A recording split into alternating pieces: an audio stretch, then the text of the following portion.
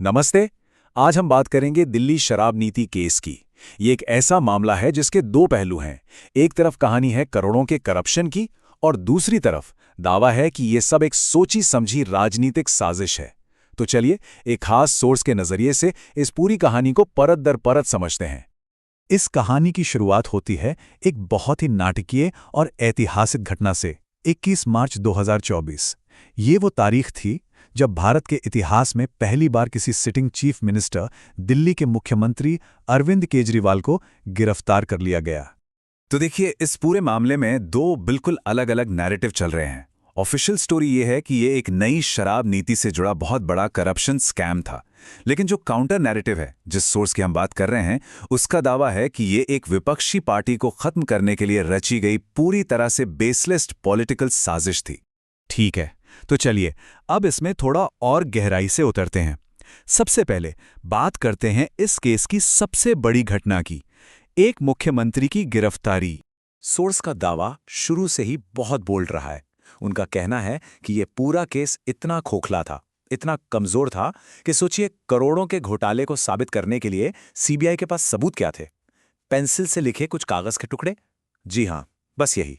और कोर्ट ने तो इसे सबूत मानने तक से मना कर दिया। तो सवाल ये उठता है कि ये सब शुरू कैसे हुआ? सोर्स के मुताबिक इन घटनाओं के पीछे असली वजह क्या थी? कहानी के इस हिस्से में 3 खतरे की घंटियों का जिक्र आता है। मतलब अगर मामला इतना ही कमजोर था तो फिर इतनी बड़ी जांच हुई ही क्यों? यहीं पर सोर्स इसके पीछे के राजनीतिक मकसद की तरफ इशारा करता है। सोर्स के मुताबिक 3 ऐसी पॉलिटिकल घटनाएं हुई जो रूलिंग पार्टी के लिए खतरे की घंटी बनी। पहली, फरवरी 2020 में दिल्ली में एएपी की जबरदस्त जीत। दूसरी, मार्च 2022 में पंजाब में रिकॉर्ड तोड़ बहुमत, जिसके बाद पार्टी 2 राज्यों में सरकार चला रही थी। और तीसरी और शायद सबसे बड़ी घंटी बजी अप्रैल 2022 में, जब एएपी ने गुजरात में चुनाव लड़ने का ऐलान कर दिया। अब समझते हैं उस घोटाले की कहानी को, जिसे सोर्स एक प्लान के तहत गढ़ी गई कहानी बताता है। और फिर देखते हैं कि कैसे एक के बाद एक गिरफ्तारियां हुई। सोर्स एक टाइमलाइन हमारे सामने रखता है जो दिखाता है कि कैसे एक एक करके एएपी के टॉप लीडर्स को टारगेट किया गया। मई 2022 में हेल्थ मिनिस्टर सत्येंद्र जैन की गिरफ्तारी हुई। फिर जुलाई 2022 में एजुकेशन मिनिस्टर मनीष सिसोदिया के खिलाफ जांच शुरू हुई।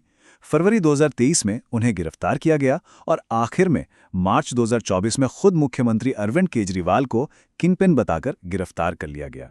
अच्छा, अब आते हैं इस कहानी के सबसे मजेदार और कह सकते हैं सबसे बड़े विरोधाभास पर। आरोप क्या था कि नई पॉलिसी से सरकारी खजाने को जबरदस्त नुकसान हुआ है ना? लेकिन सोर्स का दावा कुछ और ही कहानी बताता है। उनके मुताबिक नुकसान तो छोड़िए, सरकार का रेवेन्यू असल में 27% बढ़ गया था। हाँ, बताइए ये कैसा घोटाला है जिसमें सरकार का फायदा हो रहा है? इस पूरी कहानी में एक कानून बहुत अहम है, पीएमएलए। ये कानून बना तो था टेरर फाइनेंसिंग को रोकने के लिए, लेकिन सोर्स का आरोप है कि इसका इस्तेमाल पॉलिटिकल लोगों को बिना बेल के जेल में रखने के लिए किया गया। इसका सबसे बड़ा पेंच ये है कि इसमें आप तब तक दोषी हैं जब तक आप खुद को बेगुनाह साबित नहीं कर देते। मतलब सिर्फ गिरफ्तारियां ही नहीं, सोर्स का तर्क ये भी है कि दिल्ली सरकार के काम को रोकने की भी कोशिश की गई। एक ऑर्डिनेंस लाकर दिल्ली के सारे अधिकारियों का कंट्रोल चुनी हुई सरकार से लेकर एलजी यानी उपराज्यपाल को दे दिया गया। अब कहानी अपने क्लाइमैक्स पर पहुंचती है। कोर्ट का वो फैसला जिसने सोर्स के मुताबिक इस पूरे केस की हवा निकाल दी। तो सोचिए, 2 साल तक जांच चली, बड़ी बड़ी गिरफ्तारियां हुईं, मीडिया में खूब चर्चा हुई, लेकिन जब मामला कोर्ट में पहुंचा तो आखिर हुआ क्या? और ये है कोर्ट के फैसले की वो लाइन जिसे सोर्स अपनी कहानी का सबसे मजबूत पिलर मानता है। अदालत ने साफ साफ कहा कि सीबीआई का केस न्यायिक जांच में टिक नहीं पाया और ये पूरा मामला ही बेबुनियाद साबित हुआ।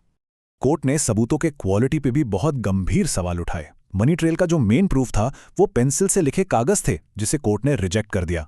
सीबीआई पर यह भी आरोप लगा कि उसने बेगुनाही साबित करने वाले सबूतों को 14,000 ईमेल्स के ढेर में कहीं छुपा दिया। और सबसे बड़ी बात, कोर्ट ने कहा कि ये इन्वेस्टिगेशन नहीं थी, ये तो एक पहले से सोची भी कहानी थी जिसमें बस किरदारों को फिट किया जा रहा था। अच्छा, इस पूरी कहानी में एक और बहुत ही अहम किरदार है। इनका नाम है शरद चंद्र रेड्डी, जो इस केस में मुख्य सरकारी गवाह बने, मतलब अप्रूवर। अब सोर्स ना इलेक्टोरल बॉन्ड्स के डेटा को सामने रखकर एक बहुत ही दिलचस्प टाइमलाइन दिखाता है। देखिए, पहले शरद रेड्डी को अरेस्ट किया जाता है। ठीक 5 दिन बाद उसकी कंपनी रूलिंग पार्टी को 5 करोड़ रुपए का डोनेशन देती है। इसके बाद वो सरकारी गवाह बन जाता है और कहानी यही खत्म नहीं होती।